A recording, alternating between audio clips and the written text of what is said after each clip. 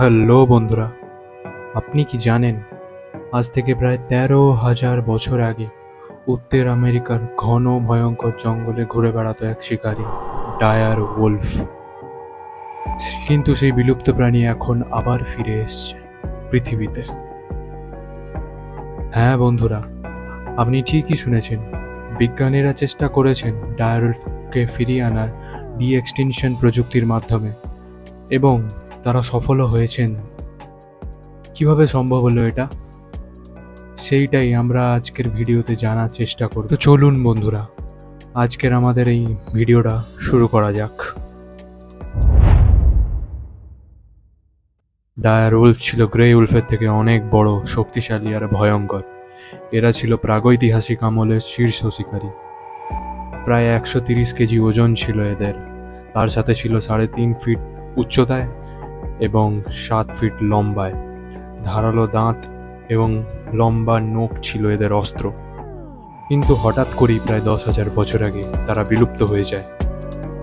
যদিও বা কারণটা ঠিক করে জানা যায়নি, কিন্তু বৈজ্ঞানিকদের ধারণা হয়তো এটা ক্লাইমেট চেঞ্জের জন্য বা মানুষের অতিরিক্ত শিকারের জন্য এরা বিলুপ্ত হয়েছিল। ডি এক্সটেনশন মানে হলো বিজ্ঞান ব্যবহার করে বিলুপ্ত প্রাণীকে ফিরিয়ে আনা, আর সেইটাই সম্ভব করেছে কোলোসাল বায়োসায়েন্স নামে এক কোম্পানি। বিজ্ঞানীরা প্রাচীন হাড় থেকে ডায়ার উলফের ডিএনএ বের করেছেন, আর এখন তার জেনেটিক ইঞ্জিনিয়ারিং করে তাকে আবার তৈরি করার চেষ্টা করেছেন। ক্রিসপার প্রযুক্তি ব্যবহার করে বিজ্ঞানীরা গ্রে উলফের ডিএনএতে ডায়ার উলফের জিন বসিয়ে তৈরি করেছেন এক ধরনের হাইব্রিড প্রাণী, যেটা দেখতে ডায়ার উলফের মতনই। আর এই মুহূর্তে আপনারা আপনাদের স্ক্রিনে সেই প্রাণীটাকে দেখবেন যাকে বানাতে কোটি কোটি টাকা খরচ হয়েছে।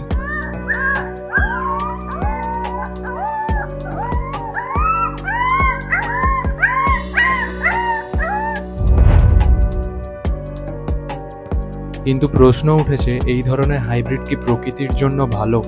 পরিবেশে নতুন করে শীর্ষ শিকারী আনা কি বিপজ্জনক হতে পারে?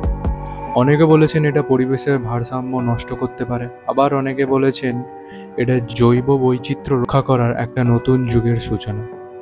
অনেকের আবার এটাও মন্তব্য যে এই ডায়ার উলফ প্রকৃতপক্ষে অরিজিনাল ডায়ার উলফ নয়, এটি আসলে গ্রে উলফেরই একটা জেনেটিক্যালি মডিফাইড হাইব্রিড। সো বন্ধুরা, আপনি কি মনে করেন ডায়ার উলফকে আবার ফিরিয়ে আনা উচিত, না প্রকৃতিকে তার মতনই থাকতে দেওয়াই ভালো? নিচে কমেন্ট করে জানাতে ভুলবেন না। ভিডিওটা ভালো লাগলে একটা লাইক দিন, সাবস্ক্রাইব করুন আমার চ্যানেল। এমন আরও চমকপ্রদ প্রাণী ও বিজ্ঞান ভিত্তিক কন্টেন্ট পেতে গেলে বেল আইকনটি প্রেস করতে ভুলবেন না। Till then, bye bye, take care, thank you.